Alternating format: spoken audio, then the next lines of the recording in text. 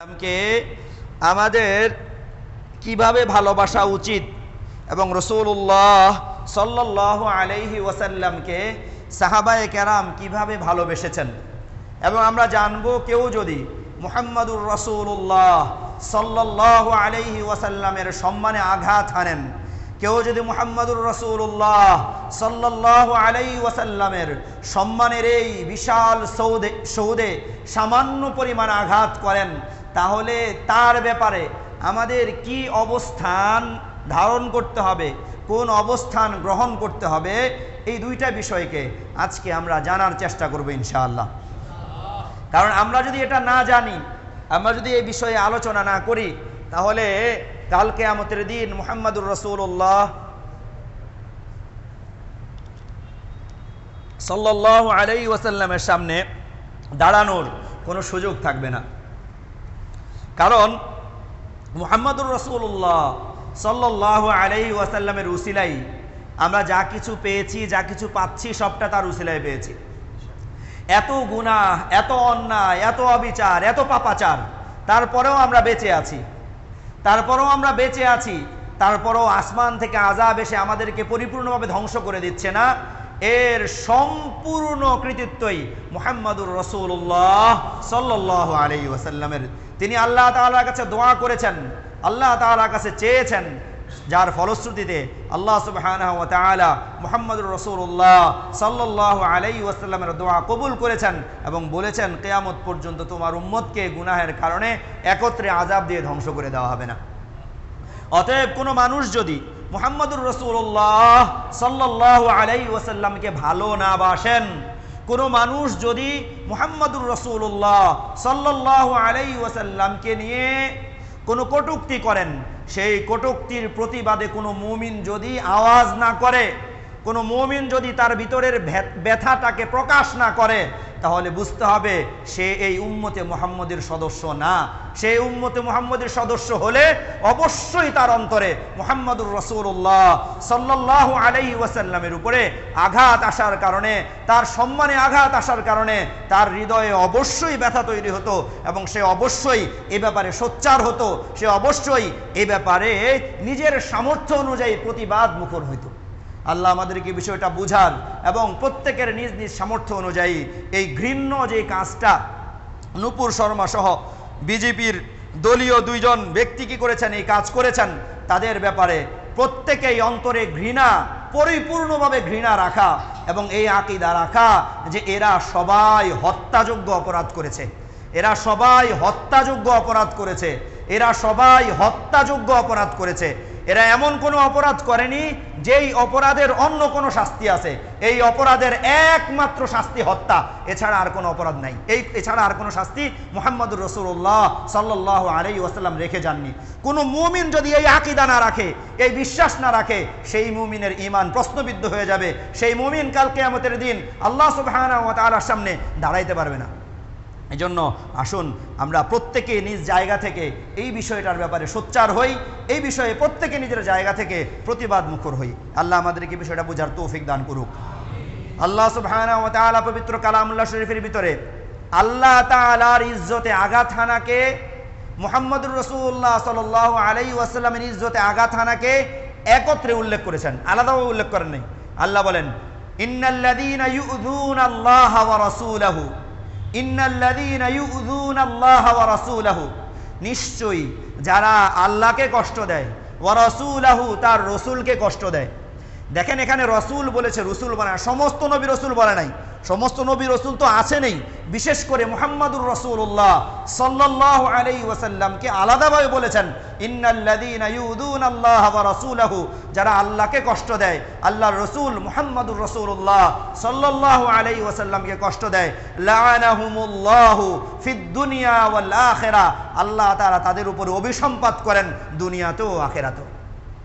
আল্লাহ সুবহানাহু ওয়া তাআলা কালামুল্লাহ শরীফের ভিতরে বলেন, কুল, হে নবী আপনি বলে দিন, ইন কানা আবাউকুম ওয়া আবনাউকুম ওয়া ইখওয়ানুকুম ওয়া আজওয়াজুকুম ওয়া আশীরাতুকুম ওয়া আমওয়ালুন ইকতারাফতুমুহা ওয়া তিজারাতুন তাখশাউনা কাসাদাহা ওয়া মাসাকিন তারদাউনাহা আহাব্বা ইলাইকুম মিনাল্লাহি ওয়া রাসূলিহি ওয়া জিহাদিন ফি সাবিলিহি ফাতারাব্বাসু হাত্তা ইয়াতি আল্লাহু বিআমরিহি আল্লাহ সুবহানাহু ওয়া তাআলা বলেন যে যদি তোমার পিতামাতা, তোমাদের সন্তান সন্ততি, তোমাদের ভাই বন্ধু, তোমাদের স্বামী স্ত্রী, স্ত্রী সন্তান, তোমাদের পরিবার পরিজন, তোমাদের জমা করে রাখা সম্পদ, তোমাদের ব্যবসা, তোমরা যে বাড়িঘর বানিয়েছো, যা পছন্দ করো, এই সব জিনিস, এই 8টা জিনিসের তুলনায় যদি আল্লাহর মুহাব্বত, আল্লাহর রসুলের মুহাব্বত, আল্লাহর রাস্তায় জিহাদ করার মুহাব্বত যদি তোমাদের এদের উপরে প্রাধান্য না পায়,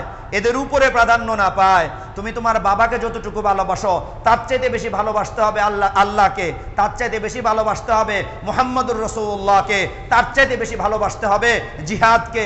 তুমি তোমার সন্তানকে যতটা ভালোবাসো তার চাইতে বেশি ভালোবাসতে হবে আল্লাহকে, তার চাইতে বেশি ভালোবাসতে হবে রসুলকে, তার চাইতে বেশি ভালোবাসতে হবে জিহাদকে। তুমি তোমার ভাই বন্ধুকে যতটা ভালোবাসো তার চাইতে বেশি ভালোবাসতে হবে আল্লাহকে, তার চাইতে বেশি ভালোবাসতে হবে রসুলকে, তার চাইতে বেশি ভালোবাসতে হবে জিহাদকে। বলে তুমি তোমার স্ত্রী সন্তানকে যতটা ভালোবাসো তার চাইতে বেশি ভালোবাসতে হবে তোমার আল্লাহকে, তার চাইতে বেশি ভালোবাসতে হবে তোমার রসুলকে, তার চাইতে বেশি ভালোবাসতে হবে জিহাদকে। তুমি তোমার সম্পদকে যতটা ভালোবাসো, তুমি তোমার ঘর দোরকে যতটা ভালোবাসো, তুমি তোমার ব্যবসাকে যতটা ভালোবাসো, এই সবগুলোর চাইতে আল্লাহকে বেশি ভালোবাসতে হবে, এই সবগুলোর চাইতে আল্লাহর রসুলকে বেশি ভালোবাসতে হবে, এই সবগুলোর চাইতে আল্লাহর রাস্তায় জিহাদ করাকে, সংগ্রাম করাকে সবচেয়ে বেশি ভালোবাসতে হবে। যদি ভালোবাসতে পারো তো বাঁচবা, আর যদি ভালোবাসতে না পারো ফাতারাব্বাসু, অপেক্ষা করো, হাত্তা ইয়াতি আল্লাহু বিআমরি, আল্লাহর আদেশ আসবে, আল্লাহ তোমাদেরকে ধ্বংস করে দিবে। হ্যাঁ জনাব, আল্লাহ তাআলা বলেছেন। কে বলেছেন? আল্লাহ বলেছেন, আমার বানানো কথা না, এটা সূরা তাওবার 24 নম্বর আয়াতের কথা। এখন নিজেকে একবার চিন্তা করে দেখেন, ভেবে দেখেন, আপনি কি বেশি ভালোবাসেন? আল্লাহকে সবচেয়ে বেশি ভালোবাসেন? আল্লাহ রসুলকে সবচেয়ে বেশি ভালোবাসেন? আল্লাহর রাস্তায় জিহাদ করা, সংগ্রাম করাকে সবচেয়ে বেশি ভালোবাসেন? না। আমাদের মাঝে অনেক মানুষ আছে দাবি করে আল্লাহকে বেশি ভালোবাসে, দাবি করে আল্লাহ রসুলকে বেশি ভালোবাসে, যেই জিহাদের কথা আসে বলে এটা জঙ্গিবাদ। আল্লাহ এদেরকে হেদায়েত দান করুক, আল্লাহ এদেরকে হেদায়েত দান করুক। ইসলামের আন্দোলন, ইসলামের সংগ্রামকে যারা জঙ্গিবাদ বলে অভিহিত করে, হ্যাঁ, যারা ইসলামের বাইরে গিয়ে কোনো কিছু করে সেটা নয়, প্রকৃত অর্থে যে জিহাদের কথা আল্লাহ বলেছেন, এই জিহাদকে যারা জঙ্গিবাদ বলে আখ্যায়িত করে, এই জিহাদকে যারা কি বলে, বলা ভিন্ন চোখে দেখে, মনে রাখতে হবে এই আয়াতের নিরিখে তারা তখনও পর্যন্ত মুমিন হতে পারবে না যতক্ষণ পর্যন্ত আল্লাহর রাস্তায় আন্দোলন সংগ্রাম যেটা আছে সেটাকেও সব কিছুর ঊর্ধ্বে কি করবে, ভালোবাসবে। আল্লাহ বুঝার তৌফিক দান করুক। আনাস রাদিয়াল্লাহু তাআলা আনহু হাদিসের ভিতরে বলেন, ওয়ান আনাস রাদিয়াল্লাহু তাআলা আনহু قال قال النبي صلى الله عليه وسلم, রাসূলুল্লাহ সাল্লাল্লাহু আলাইহি ওয়াসাল্লাম বলেছেন, লা ইউমিনু আহাদুকুম, তোমাদের কেউ সেই পর্যন্ত মুমিন হতে পারবে না, হাত্তা আকুনা আহাব্বা ইলাইহি, যেই পর্যন্ত না আমি তার কাছে সবচাইতে বেশি ভালোবাসার পাত্র হব, তার সন্তানের চাইতে বেশি ভালোবাসার পাত্র হব, তার পিতামাতার চাইতে সবচেয়ে বেশি ভালোবাসার কি হব, পাত্র হব, তার আগ পর্যন্ত কোনো মুমিন পরিপূর্ণ মুমিন হতে পারবে না। কারণ আপনি কালিমার 2 অংশ, লা ইলাহা ইল্লাল্লাহু মুহাম্মাদুর রাসূলুল্লাহ, শুধু লা ইলাহা ইল্লাল্লাহ বলে কেউ মুমিন হতে পারে না। মুমিন হওয়ার জন্য মুহাম্মাদুর রাসূলুল্লাহর স্বীকৃতিও আপনাকে দিতে হবে। মুহাম্মাদুর রাসূলুল্লাহর স্বীকৃতি যদি আপনি দিতে না পারেন, সেই পর্যন্ত আপনি মুমিন হতে পারবেন না। আল্লামা ইবনে তাইমিয়া রাহমাতুল্লাহি আলাইহি বলেন, শুনে রাখো এই মুমিনেরা, উম্মতে মুহাম্মদ ভালো করে শুনে রাখো, ইন্না কিয়ামাল মাদাহাতি, ইন্না কিয়ামাল মাদাহাতি ওয়াস সানাই ওয়াত তাযীমি ওয়াত তাওকীরি লাহু সাল্লাল্লাহু আলাইহি ওয়াসাল্লাম, মনে রাখবে এই পৃথিবীতে আল্লাহর রসুলের প্রশংসা বাকি থাকা, এই পৃথিবীতে আল্লাহর রসুলের গুণ কীর্তন করা, স্বস্থানে স্থির থাকা, অবিচল থাকা, এই পৃথিবীতে আল্লাহর রসুলের সম্মান নিজ নিজ জায়গায় স্থির থাকা, এই পৃথিবীতে আল্লাহর রসুলের ইজ্জত আবরুতার যথাযথ থাকাটাই হলো কিয়ামুদ্দিনী, দিন ইসলাম যথাযথভাবে বেঁচে থাকা।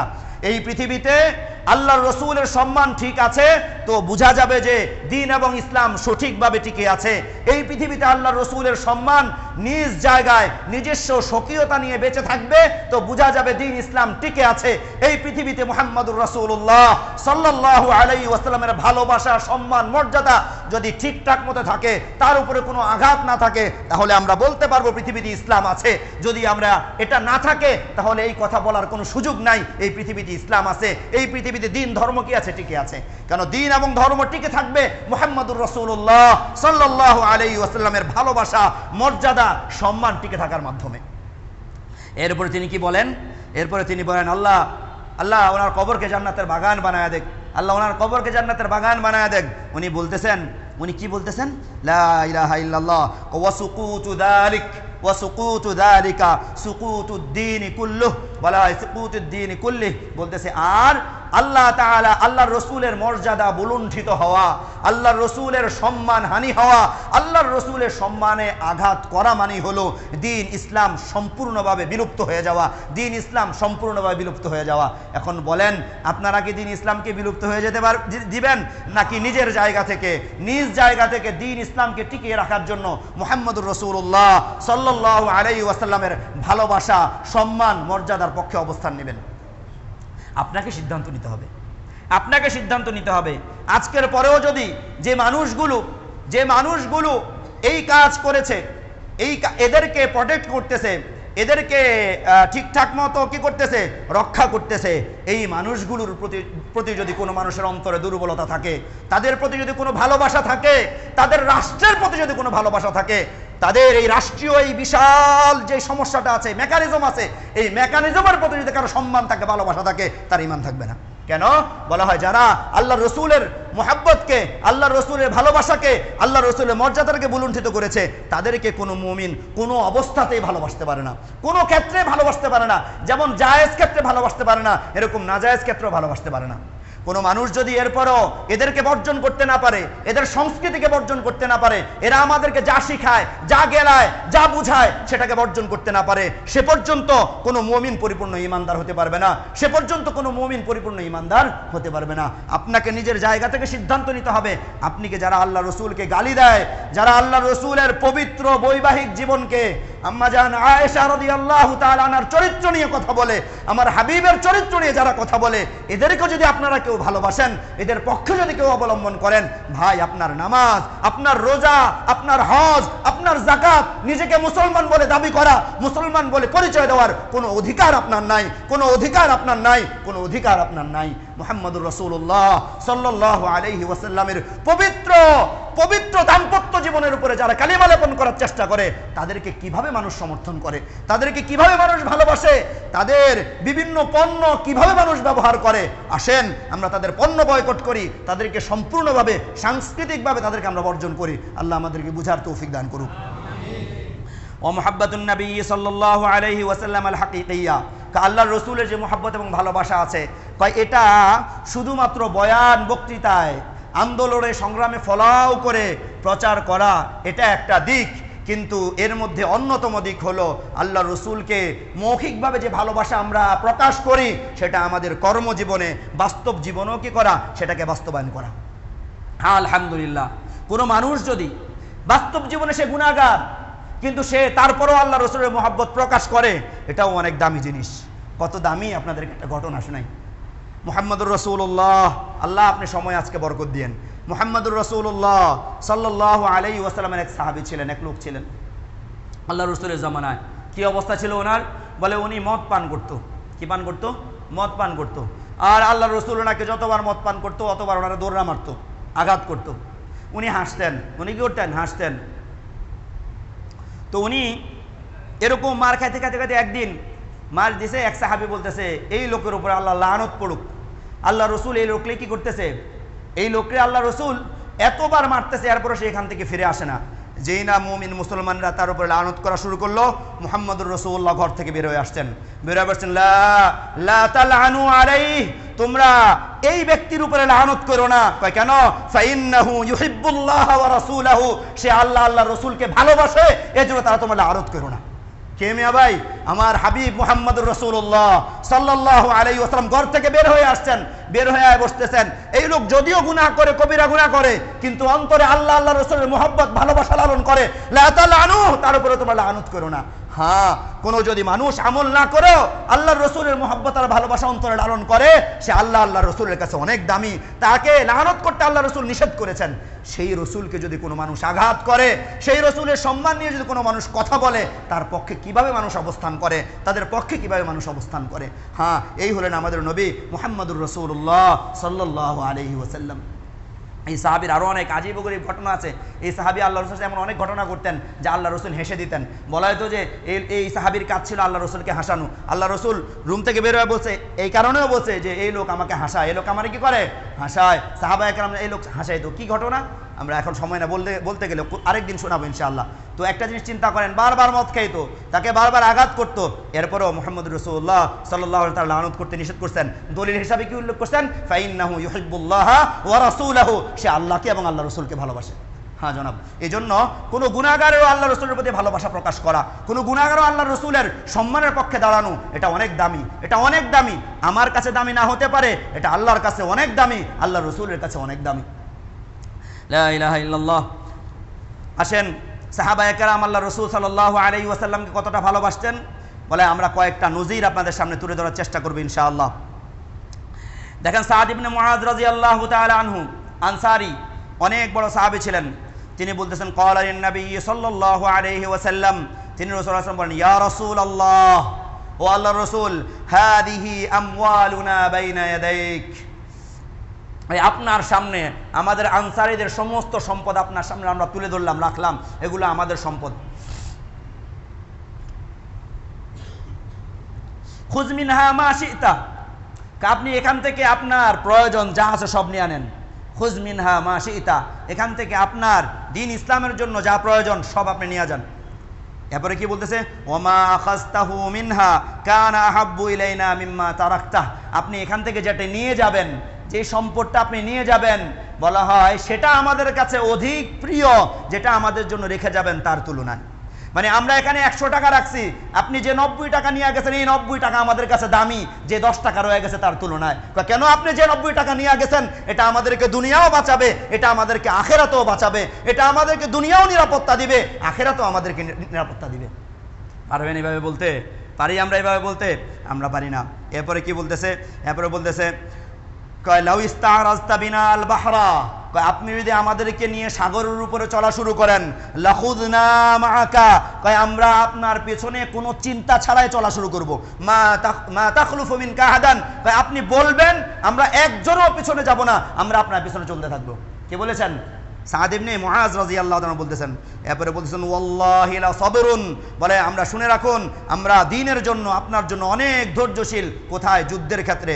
সাদিকুন ইনদাল লিকা, যখন মুখোমুখি যুদ্ধ হয়ে যাবে সে সময় এখন আপনাকে যা বলতেছি সেটাকে আমরা সত্য বলে কি করব? প্রমাণ করব। ফামজি বিনা ইয়া রাসূলুল্লাহ হাইসু আমারাকাল্লাহ, অতএব আপনার ভয় পাওয়ার কিছু নাই, যেখানে আল্লাহ আপনাকে যুদ্ধ করতে যাইতে বলে সেখানে আমাদেরকে নিয়ে চলুন, আমরা আপনার সাথে যাব। পারবেন এভাবে বলতে? পারা যাবে এভাবে বলতে? হ্যাঁ, এভাবে যেদিন আমরা বলতে পারবো সেদিন বুঝতে পারবো আমরা মুহাম্মদুর রাসূলুল্লাহ সাল্লাল্লাহু আলাইহি ওয়াসাল্লামকে ভালোবাসি।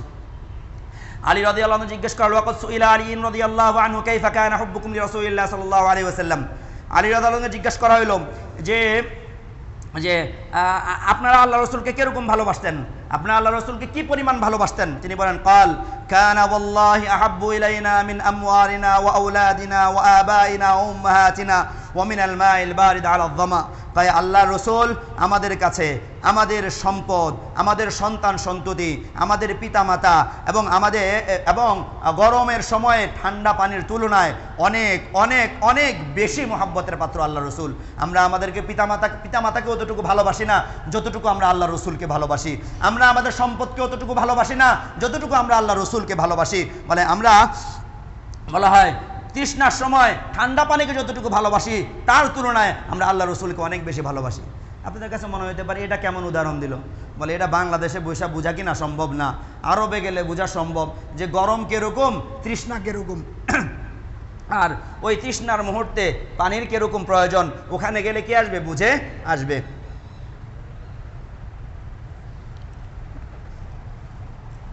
রাসূলুল্লাহ সাল্লাল্লাহু আলাইহি ওয়াসাল্লামকে সাহাবায়ে কেরাম কিরকম ভালোবাসতেন? লা ইলাহা ইল্লাল্লাহ। রাসূলুল্লাহ সাল্লাল্লাহু আলাইহি ওয়াসাল্লাম যখন উহুদ যুদ্ধে চলতেছিল, চলমান সময়ে সাহাবায়ে কেরাম রাসূলুল্লাহ সাল্লাল্লাহু আলাইহি ওয়াসাল্লামের প্রতি ভালোবাসার এমন নজির দেখাইছেন যেটা পৃথিবীতে কোথাও খুঁজে পাওয়া যায় না। রাসূলুল্লাহ সাল্লাল্লাহু আলাইহি ওয়াসাল্লাম যখন কি করলেন, তার দিকে যখন তীর নিক্ষেপ করা লাগলো, তখন আবু তালহা রাদিয়াল্লাহু তাআলা কি করলেন? দাঁড়ায় গেলেন। দাঁড়ায় যা তিনি কি করলেন? বলা হয় তিনি তার নিজেকে আল্লাহ রসুলের সামনে ঢালের মতো কি করলেন? দাঁড় করায় দিলেন। এবং তিনি তার বুককে, পিঠ আল্লাহ রসুলের দিকে দিয়া বুকটাকে সামনে দিয়ে রাখছেন। যত তীর আসছে সব আবু তালহার বুকে লাগছে। কোথায় লাগছে? লিয়াকিয়াহু মিন সিহামিল আদুবি। কাকে? আল্লাহর রসুলকে বলে শত্রুদের তীর থেকে বাঁচানোর জন্য নিজের বুককে পেতে দিয়েছেন। এবং তিনি বলেছেন ওয়ায়াকুলু নাহরি দুনা নাহরিকা ইয়া রাসূলুল্লাহ, ও আল্লাহর রসুল আমার গলা আপনার গলার আগে থাকবে। আয় আল্লাহর রসুল আমার বুক, আমার বক্ষ আপনার বক্ষের আগে থাকবে। আয় আল্লাহর রসুল আপনার হাতের আগে আমার হাত থাকবে। আমার জান যতক্ষণ থাকবে ততক্ষণ পর্যন্ত আমি আপনাকে বাঁচানোর জন্য নিজেকে সম্পূর্ণভাবে বিলীন করে দিব। হ্যাঁ, সাহাবায়ে কেরাম এভাবে রাসূলুল্লাহ সাল্লাল্লাহু আলাইহি ওয়াসাল্লাম কি করেছেন? বলে এভাবে আল্লাহ রসুলকে কি করেছেন? হেফাজত করেছেন। এদিকে আবু দুজানা রাদিয়াল্লাহু তাআলা আনহু একই রকম রাসূলুল্লাহ সাল্লাল্লাহু আলাইহি ওয়াসাল্লামের উপরে যখন কি হলো? আঘাত আসলো, আল্লাহ রসুলের শরীর থেকে যখন রক্ত বের হতে লাগলো, তখন তিনি কি করলেন? তখন তিনি আল্লাহ রসুলের মুখ দিয়ে বলা হয় আল্লাহ রসুলের রক্তগুলো চুষে খেয়ে নিতে লাগলেন এবং আল্লাহ রসুলের শরীরকে পরিষ্কার করে দিতে লাগলেন। রাসূলুল্লাহ সাল্লাল্লাহু আলাইহি ওয়াসাল্লাম এইভাবে সাহাবায়ে কেরাম আল্লাহ রসুল কি করেছেন?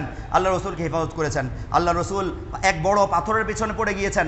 ময়দানের অবস্থা দেখবেন, আল্লাহ রসুল দাঁড়ায়া ওই পাথরের উপরে মাথা উঠাইতে পারতেছেন না। তালহা রাদিয়াল্লাহু তাআলা আনহু, ফিদাকা আবি ওয়া উম্মি ইয়া রাসূলুল্লাহ, ফিদাকা আবি ওয়া উম্মি ইয়া রাসূলুল্লাহ। আবু তালহা রাদিয়াল্লাহু তাআলা আনহু এভাবে কি করলেন? বসে গেলেন।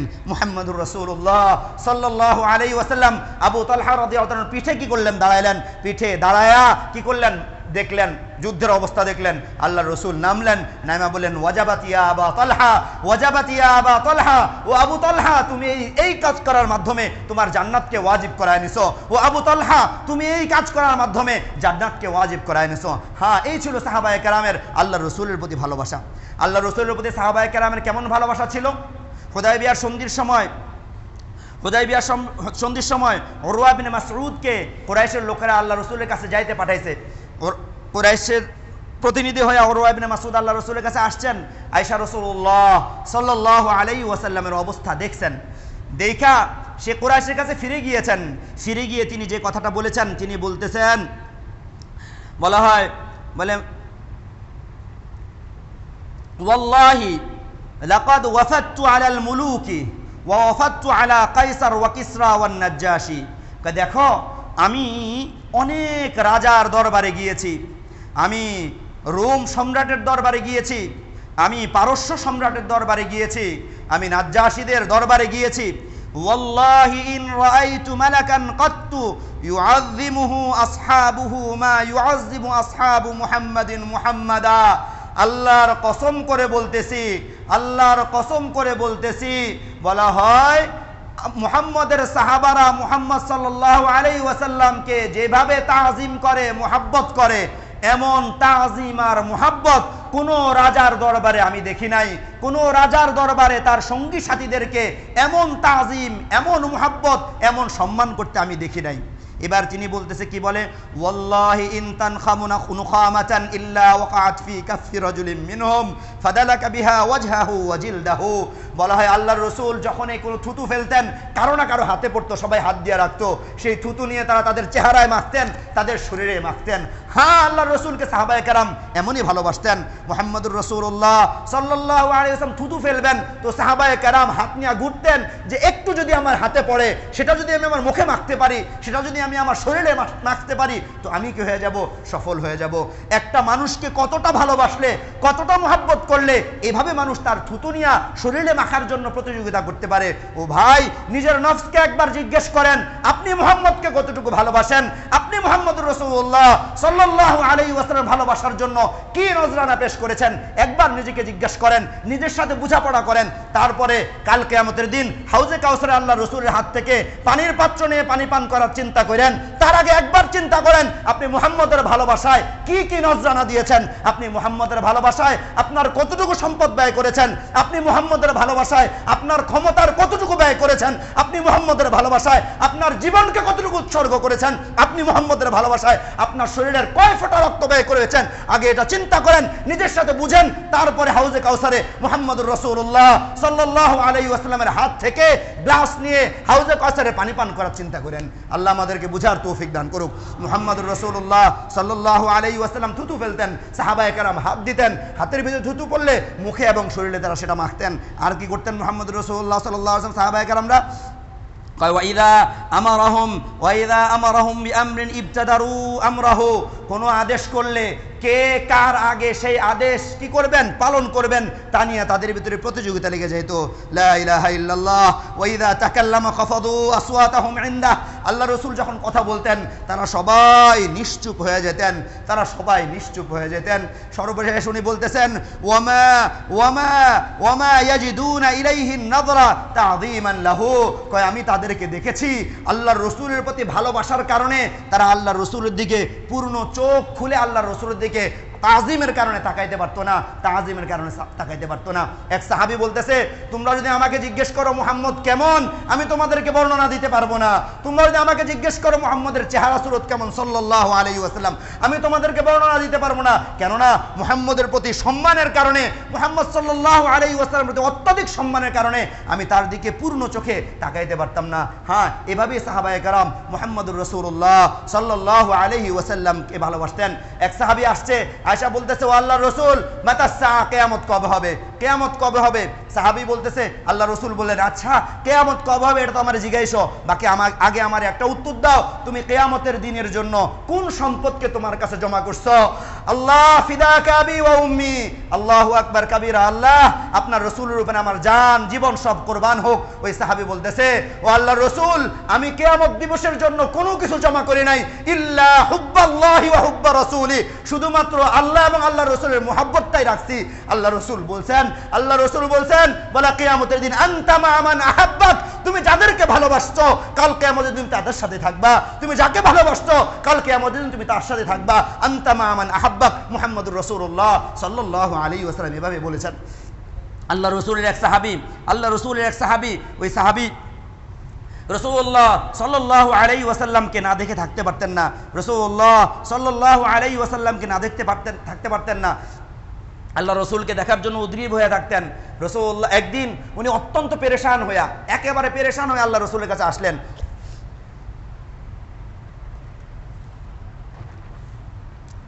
উনি অত্যন্ত পেরেশান হয়ে রাসূলুল্লাহ সাল্লাল্লাহু আলাইহি ওয়াসাল্লাম দরবারে আসলেন। আল্লাহ রসুল তার পেরেশানির কারণে, তার চেহারা দেখা তাকে বললেন, তুমি কেন আসছো? কি কারণে আসছো?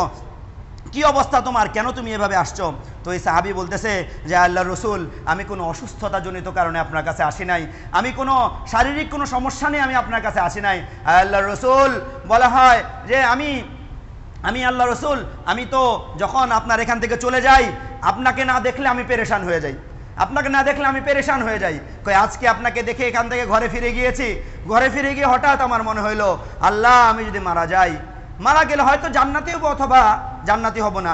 জান্নাতি হইলে আপনি তো নবীদের সাথে অনেক উপরে থাকবেন, আমি তো আপনার সাথে থাকতে পারবো না, জান্নাতে গেলেও অনেক নিচে থাকবো, আপনাকে দেখতে পারবো না। এজন্য নিজেকে আমি আর স্থির করতে পারি নাই। আর যদি জান্নাতে না যাই আপনাকে তো কখনো দেখতে পারবো না, এজন্য আমি নিজে স্থির থাকতে না পাইরা আল্লাহ রসুল আপনার কাছে আমি আসছি। বলা হয় সাহাবী এই কথা বলার সাথে সাথে আল্লাহ তাআলা কোরআন আয়াত নাযিল করছেন, বলে ওয়ামান ইউতিইল্লাহ ওয়ার রাসূল, যারা আল্লাহ আল্লাহর রাসূলের আনুগত্য করবে, ফাউলাইকা মাআল্লাযীনা আনআমা আল্লাহু আলাইহিম মিনান নাবিয়্যিন ওয়ান-নাবিয়্যিন ওয়াস-সিদ্দীকিন ওয়াশ-শুহাদা'i ওয়াস-সালিহিন। যারাই আল্লাহ রাসূলের আনুগত্য করবে তাদের ভয় পাওয়ার কারণ নাই যে তারা আল্লাহ রাসূলকে দেখতে পাবে না, আল্লাহ রাসূলের সাথে থাকতে পারবে না। শুনো, যদি তুমি আল্লাহ রাসূলের আনুগত্য করো তাহলে কাল কিয়ামতের দিন তারা নবীদের সাথেই থাকবে, সিদ্দীকিনদের সাথেই থাকবে, শহীদদের সাথেই থাকবে, সালেহিনদের সাথেই থাকবে। এই সাহাবী এই ভালোবাসা প্রকাশ করার কারণে আমরা এই আয়াতটা পাইলাম। এই আয়াতের মাধ্যমে আমরা বুঝতে পারলাম যদি কাল কিয়ামতের দিন আল্লাহ রাসূলের সাথে থাকতে হয়, মুহাম্মদুর রাসূলের থাকতে হয়, তাহলে আল্লাহ রাসূলের আনুগত্য করতে হবে, তাকে ভালোবাসতে হবে, তাকে তাজিম করতে হবে। হ্যাঁ, এটাই হলো মুহাম্মদুর রাসূলুল্লাহ সাল্লাল্লাহু আলাইহি ওয়াসাল্লামের প্রতি ভালোবাসা।